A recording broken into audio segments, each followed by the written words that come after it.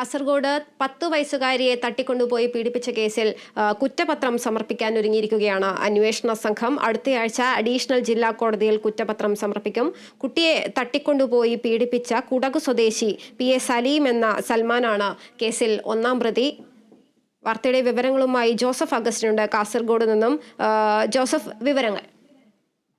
Padannakkad ഒഴിഞ്ഞവളപ്പിൽ May 15-നാണ് വീട്ടിൽ ഉറങ്ങിക്കിടന്ന 10 വയസ്സുകാരിയെ തട്ടിക്കൊണ്ടുപോയി പീഡിപ്പിച്ച ശേഷം 6 ആഭരണങ്ങൾ കവർന്ന് ഉപേക്ഷിച്ചത്.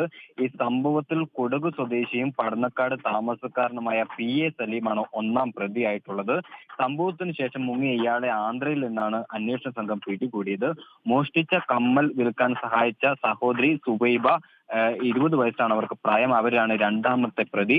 300 പേജുള്ള കുറ്റപത്രമാണ് ഇപ്പോൾ പോലീസ് തയ്യാറാക്കിയിരിക്കുന്നത്. ഇതിൽ 67 സാക്ഷികളും 42 ശാസ്ത്രീയ തെളിവുകളും ശേഖരിച്ചാണ് ഈ പോലീസിന്റെ പഴുതടച്ച നീക്കങ്ങൾ നടന്നിരിക്കുന്നത്.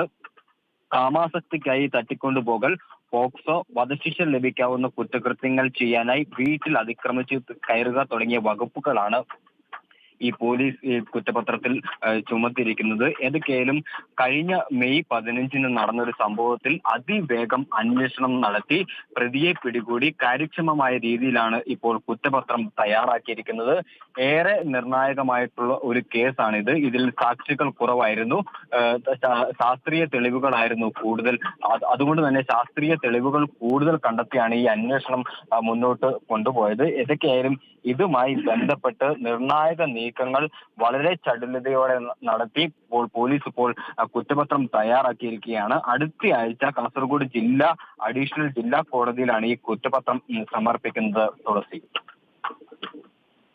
വ്യക്തമാണ് ജോസഫ്. കാസർഗോഡ് 10 വയസ്സുകാരിയെ തട്ടിക്കൊണ്ടുപോയി പീഡിപ്പിച്ച കേസിലാണ് അന്വേഷണ സംഘം കുറ്റപത്രം സമർപ്പിക്കുന്നത്.